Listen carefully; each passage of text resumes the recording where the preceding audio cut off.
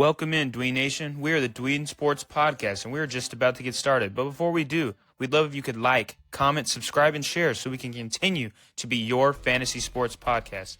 Thanks for being part of Dween Nation, and enjoy the show. Welcome in, Dween Nation. This is your host, Justin Pies, alongside Genoa Agudelo, and Week 1 is here. Thursday Night Football is approaching us, which means we need to discuss Week 1 starts and Week 1 sits, as we do every week during the NFL season, because we need to help you guys put the right guys into your fantasy lineups and keep the wrong guys out of your fantasy lineups. So we're here to help, and obviously we love to do this every week. We got quarterbacks, running backs, wide receivers, tight ends. We got a sit, and we got a kicker of the week. So it's pretty in-depth. We're going to talk about a lot of players. But before we do, how you doing, Genoa? Yo, Dween Nation. Justin, I'm doing so good. We're just a few days from Thursday night kickoff, and then we got a Friday night game, and then we got all Sunday to watch all these games. I'm so excited. Not to mention, fantasy season kicks off. This is what we've been waiting for, Justin. This is what all our draft parties, all our get-togethers, all those lists, all those mock drafts, all finally pay off. It starts this week, Thursday, Friday, to Sunday night, and I'm so excited, Justin. But Justin, beware. These are some players that we got to start. We have a few sits to set you and get you going for this week's kickoff of fantasy football. No, I love it. And people don't even think about that. Obviously, like, going into Week 1, people are still drafting. They don't even, feel it. But, I'm feeling that Week 1 is here, that football is back. We get football now every Sunday for the rest of the year, and I couldn't be happier about it. So let's talk about our starts of the week, though. And we'll start at the quarterback position for me, where I got Baker Mayfield as my start of the week. So obviously, if you drafted him, you plan to start him, and you should be very happy in doing so because he gets to play the Atlanta Falcons, where last year he threw a combined 6 touchdowns and over 500 yards in the games. They were all shootouts. They went to overtime in one of the games, and we just know that this game's going to be fast-paced, that I think Atlanta's going to be able to fight back, and it's going to be a shootout. And that's what you love to see when you have fantasy quarterback. I know Baker Mayfield's missing Otten and McMillan and, who's the third guy? Godwin. But I think Egbuka's going to step in and be a really great number 2. You got Bucky Irving out of the backfield, and you got Mike Evans. So I think that this is a great play for Baker Mayfield in Week 1. Yeah, Justin, I love it. I think he's going to literally catch fire in Atlanta. I think Atlanta's defense isn't all the way developed yet, so I love it, Justin. I love it. All right. Well, since I got Baker, I'll throw it to you. My discussion hopefully is helping your discussion. You got Michael Penix. Yeah, Justin, we're going to stay in the same game. I mean, this game is possibly going to be a shootout. I have Tampa winning this game. However, I do think that Penix catches fire in the second half. He's going to connect with someone else we're going to talk about in this video just a couple of times. And I think that Penix going to start a little slow in that first quarter. I think Tampa's defense is good to kind of get a couple of 3-and-outs in that first quarter, maybe second. But I think right before halftime, I think Penix strikes, gets a touchdown. And then third and fourth quarter, this kind of becomes a little bit of a back and forth. It's Penix finds his stride. And I think that, that Falcons, home crowd is going to get behind them. I think this is going to be a very, very close game. Last year, I know Penix didn't start this game. It was Cousins. But this game went into overtime, like you mentioned, 36-30 in Atlanta. This was Week 5 of last year. So Week 1 won't be different, in my opinion, with Baker already on fire and Penix looking to catch fire. And I think this is going to be a shootout. So Penix is my quarterback for sure, start of the week. Yeah, and Penix to me is my number 1 DraftKings play this week because obviously he's not on people's rosters in most leagues, but I think he is the best DraftKings play. And honestly, if I was ballsy enough, maybe I would play him over guys like, I don't know, even Dak Prescott, who's got a tough matchup, or Kyler Murray, who I just don't love as a player. Because if you look at the stats, you're right. It wasn't Penix playing in those games. It was Kirk Cousins. But in that Week 5 game, Kirk Cousins threw for over 500 yards and 4 touchdowns. And in the second time they played him, he threw for 276 and 4 touchdowns. So he had 8 touchdowns last season against the Tampa Bay Buccaneers. I'll attribute that more to how they were scheming against Tampa Bay and that they're going to run and do that the same this season and in this week. So I think Michael Penix is a great play. So you're right on the money there. We'll jump to running back, where I have Jerome Ford. Yes, I know. Cleveland, yuck. Jerome Ford, yuck. But you play against the Cincinnati Bengals. You can't ask for a better matchup than that. And on top of that, you get Jerome Ford in a backfield where literally his only competition is a rookie in Dylan Sampson. And yes, I think Dylan Sampson is a fine prospect. And if it's just these two guys for the next 8 weeks, Dylan Sampson will continue to eat into Jerome Ford's role. But as a rookie in his first game, I think that they're going to lean on Jerome Ford big time, especially to keep the ball away from Joe Burrow and that offense. And Jerome Ford is just going to run wild. And he actually had some good games last year when he became the starter. And I think he's going to start out with a bang, especially against this bad Bengals defense. Yeah, Justin, I see it happening, and I have Cincinnati on upset alert. I think they can ground and pound with Jerome Ford. You see Quinshon Judkins here. I don't think he hasn't even signed his contract yet. So, I mean, really, we're going to be hitting, Tuesday, Wednesday by the time we're posting this video. I mean, they better sign him quick soon. I mean, he hasn't even practiced, so we probably won't see him for the first 2 weeks of the season as he gets involved in the offense and gets acclimated there. So Jerome Ford is definitely a guy that can get goal line touches, touchdowns for sure. Is capable of rushing for 100 yards. I know 2 seasons ago he filled in just fine there when Nick Chubb got hurt after week 2. So I definitely like Jerome Ford to, last year was kind of a down season for Jerome Ford. This season he is able to pick things back up. For me, Justin, I'm going to go with my running back start of the week is James Conner. I think the matchup is all the way so well. It's in New Orleans there against a team that has lost so many pieces. It's just Cam Jordan there by himself now. It's a new, it's Kellen Moore there. He's an offensive guy. He doesn't know much about defense. And, I don't think he has a big defensive pedigree there. He's probably one of the youngest head coaches in the league. Just like 5 or 6 years ago, Justin, he was a backup quarterback to Dak Prescott. I want to say it's like 10 years ago. He was a college quarterback there at Boise State. Probably a couple years off. But other than that, Justin, I just don't think he has a defense just yet with New Orleans. And I think that, with this offense, Kyler doesn't have to do too much. Doesn't have to force Steve Boston, Marvin Harrison. I think that they're going to be able to establish a solid running game. And you know what, Justin? I think James Conner, I don't want to say he has 4 touchdowns, but like something in like my heart is saying 4 touchdowns. It's like Alvin Kamara a couple years ago. He had like 6 touchdowns in that very same stadium where it was just like goal line carries. It was unbelievable. I know it's a crazy, bold take that, James Conner has 4 touchdowns, but I think that he has a really, really good fantasy finish. I want to say like 30 fantasy points he has, 25 to 30. And I think he dominates just like that. Just like you see in this picture right here, Justin. He's going to be doing that all Sunday in New Orleans. That's why I got James Conner. No, I love it. And honestly, the way the game script's going to roll for the Cardinals, they're just going to be winning and milking that clock to go home because it's a road game. And you're right. They're going to be in the lead. And I just think, to me, James Conner is their best player on offense right now. I know people will say, oh, my God, Marvin Harrison, when Trey McBride. Yes. I understand. But Conner, he changes the game for this team. That's how they've been successful in the past is when Connor's able to use the ball and get touches. And I think that with them being in the lead, they're not going to need to throw it. And Connor's going to be the main guy there. Obviously, I know Benson will probably maybe even get some late game touches because they don't want to overuse Conner. But I think Conner for the first 2 to 3 quarters is going to be electric. So I think there's a great pick there. We'll jump to my wide receiver start of the week, and that is Xavier Worthy. Obviously, about a week ago, I wasn't going to say this because Rashee Rice was, at the time, expected to play with not being suspended. But he accepts this suspension, is going to miss the first 6 games. And in those first 6 games, it includes week 1 against the Chargers in Brazil, where I think that in games without Rashee Rice, especially in that back half of the year, Xavier Worthy became a star for Patrick Mahomes and the Chiefs. And if you look at even their most recent game in the Super Bowl against the Eagles, yes, it was kind of garbage time coming back, but Worthy became a phenomenon, a guy that was a deep route kind of guy. And honestly, I'm getting a little deja vu to last year's Brazil game where A.J. Brown went for a 75-yard touchdown.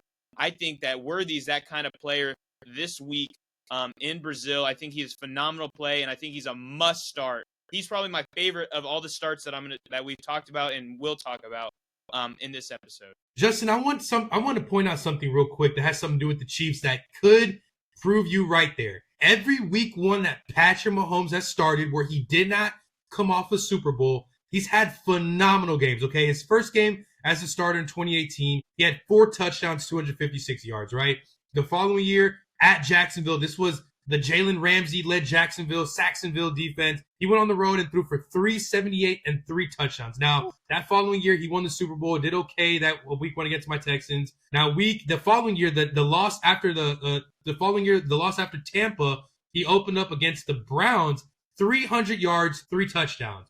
Now, those 2 years after that, he opened against Detroit and Baltimore, had okay games. But one of the games I want to talk about, the year that he lost to Cincinnati in the AFC title game, started off week 1 in Arizona, 360 yards, 5 touchdowns. So what am I getting at here? Patrick Mahomes did not win the Super Bowl this year, so he's coming off a Super Bowl loss or a playoff loss on the road, and he's going to have a phenomenal game, Justin, because week 1 against the Chargers was on the road. He had 4 touchdowns. That win against the Cardinals a few years ago was on the road in Arizona. He had 5 touchdowns. So I love your case right here for Xavier Worthy. He is the main guy there. And they do have a couple other targets in Travis Kelce. I think Hollywood Brown can play. You know, Andy Reid's going to have someone different, someone new in that receiving corps there to get him some targets. But I like it.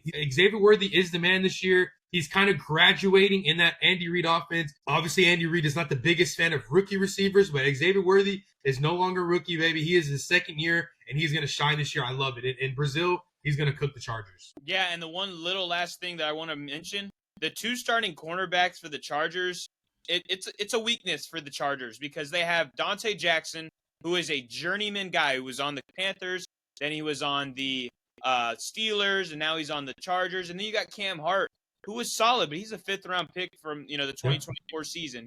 He impressed based on where he was drafted last year, but he's still not up to what Xavier Worthy is going to bring to them. So yes, Worthy's my start of the week there. We'll jump to yours in Drake London. Justin, like I mentioned earlier when I was talking about Penix, I love Drake London this year. He's going to get a ton of targets, I think, this game. There could be a chance, in my opinion, where Tampa goes up a little bit, 10, 13, maybe 16 nothing. And I think that Penix second quarter just starts finding it. Mega targeting Drake London there. I do think Drake London ends with 11 receptions, 150 yards, and a touchdown. I'm predicting monster numbers for Drake London this weekend. He's going to get a ton of looks there, and I love it there. In Atlanta, I just think that Drake London is going to be able to defeat this defense as best as he can. He's going to be able to defeat, I think he's really good going deep there. Michael Penix has a strong arm, and he's going to literally find the deep ball. I think Drake London's going to haul a big-time reception for 30, 40 yards there. Mooney is questionable. It looks like he's going to play. They do have Ray McLeod there. This Falcons offense is looking pretty healthy there. So I love it. I think Bijan as well gets a couple catches. But other than that, Drake London, my start of the week at wide receiver. No, I think that's an A+ start because you mentioned how explosive, we talked about it earlier too, how explosive their matchups were last year. And in that one game at home last year, Drake London had 12 catches on 13 targets for 154 yards and a touchdown. He was phenomenal. And we get kind of the same look this year. I think it's going to be a great week 1 for Michael Penix, as you talked about earlier, Bijan Robinson, Drake London. If Mooney's able to get in there, I think he's worth the start. And if Mooney's not able to get in there, Ray McLeod is, I think, a really solid DraftKings play, or even Kyle Pitts. So I think Atlanta offense I'm investing in week 1, and obviously you are with your 2 starts of the week. We'll jump to tight end. I got David Njoku. I know 2 Browns players probably won't ever happen again, but this matchup is just too good to pass up against the Cincinnati Bengals. They were bottom 3 against tight ends as well last year.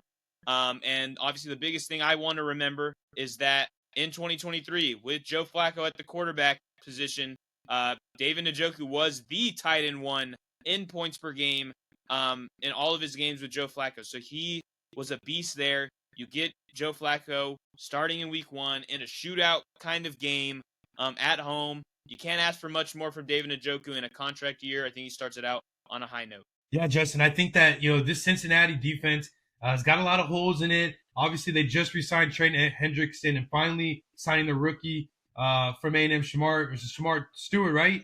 Yep. And they finally got him there. But I still think that the lack of reps, a training camp, and this offseason, the preseason, they're lacking a lot in this defense.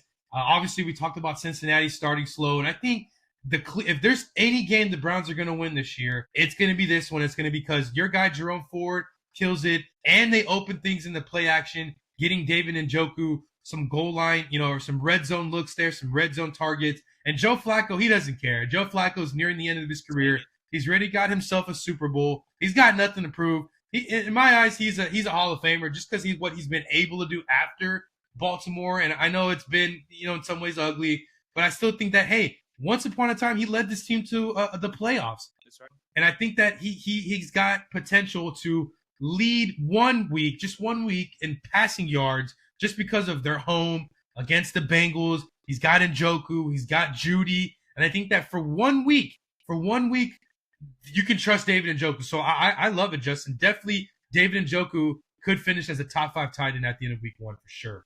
I love to hear that. Let's see what you got for your tight end start of the week in Tucker Kraft. Tucker Kraft, Justin, I think he has a great matchup there in Detroit. I think right now Jordan Love, he is playing a little injured there. Not to mention that Christian Watson is not going to be playing. I know they have Matt Golden and Romeo Doubs as their receiving corps there. But I just think that red zone rise, I know they have Josh Jacobs to give goal line carries to.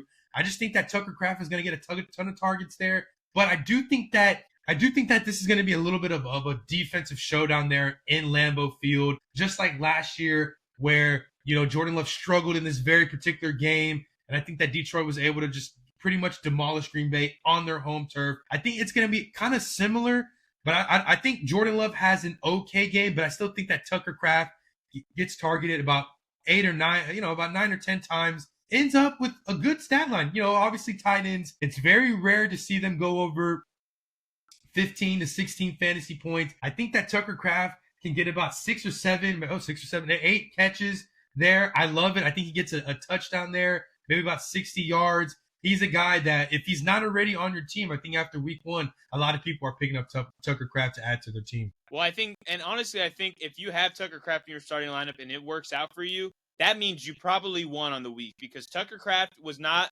a top 8. I think he was going around tight end 10. So he wasn't one of the top tight ends you had to, take in the draft. You were able to get your stud players early and often in the drafts. If Tucker Kraft works out for you, which I see it happening too, because you got Golden. It's a rookie. It's his first game. He could struggle. And I think that Tucker Kraft's the number 2 guy because Reed has that, fracture in his foot. I think he might play, but he probably won't be on a lot of snaps.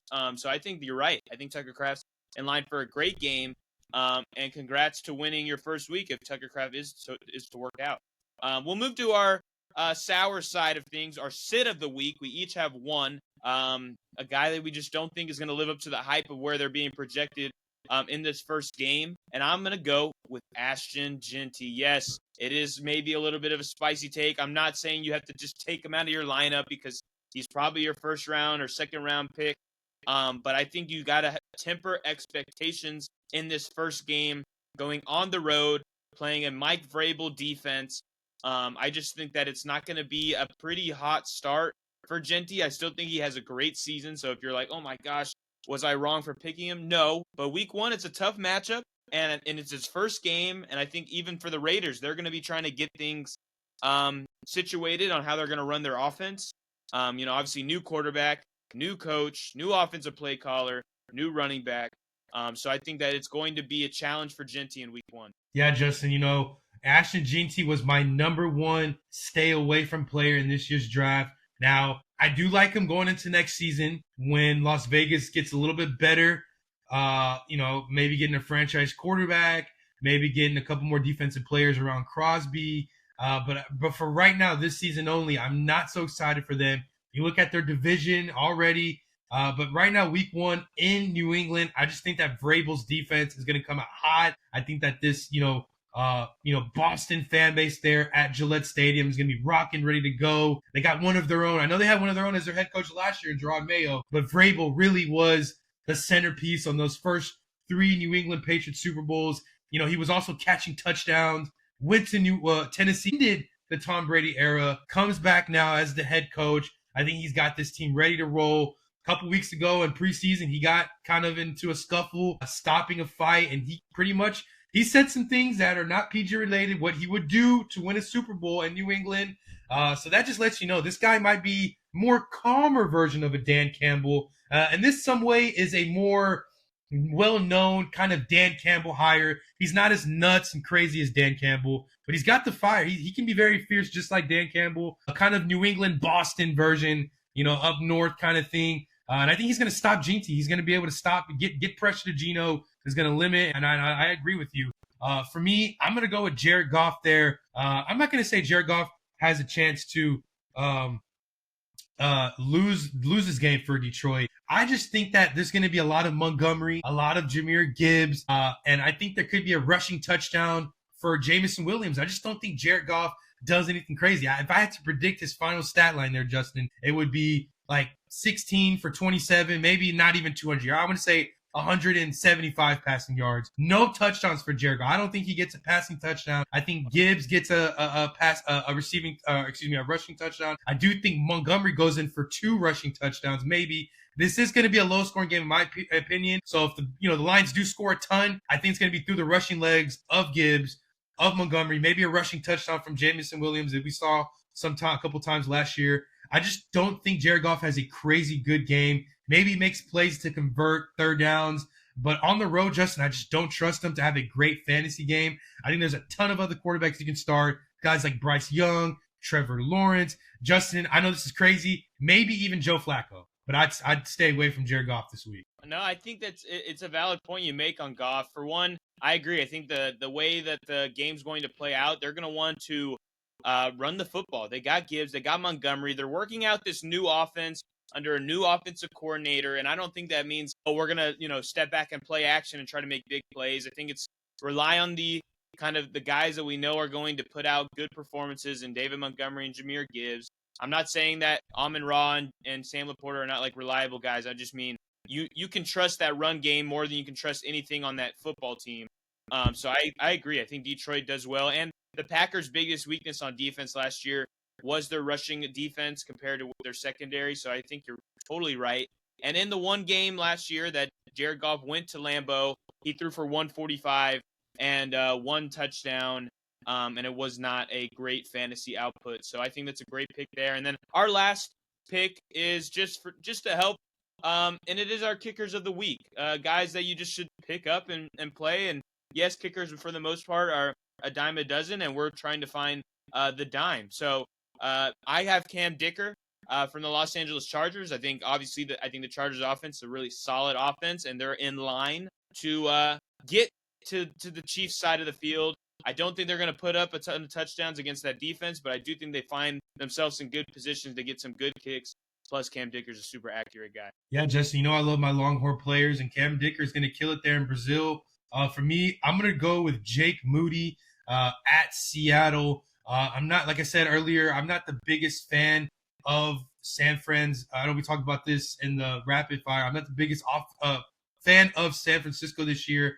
I do think they are still able to move the ball. They might not be able to convert third downs. They could get across the 50 when you have Christian McCaffrey and George Kittle. I would hope so. But once you get across the 50, it will be tough for them, in my opinion, to convert key third downs in Seattle with the 12th man there in Seattle kind of screaming and getting along. I do like Jake Moody to hit a couple 40-yarders there. And so looking at the weather there in Lumen Field, Seattle, there's not looking like any weather. It's going to be nice weather there, mostly cloudy. There's no, rain there. So I like it. I think that, that stadium is somewhat open. In some ways, it's closed if you've seen Lumen Field.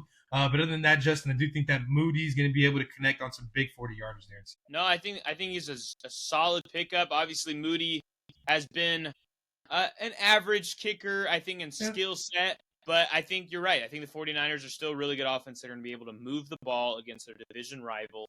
But yes, Dween Nation, those are our starts and sit of the week to help you win your first matchup of the year. Hopefully that you are going to heed this advice and put it into your lineups, because we're only here to help you guys win fantasy football championships. And it starts, I guess it's already started with your drafts, but it really starts on paper, with points this week on Thursday against the Eagles and Cowboys. Will kick it off, but good luck to y'all season. We still got more content though on TikTok and especially here on YouTube. So stay tuned for that. And Jano, send us out. Yo, Dween Nation. This was our starts and sits of the week. This is crazy. First of the year. Football is back. It's back in a couple days. It's back this week, and it's back for the rest of 2025. So we have Sundays football now going forward. So this is going to be a very exciting season. Thank you guys for watching. We love you guys. And as always, peace.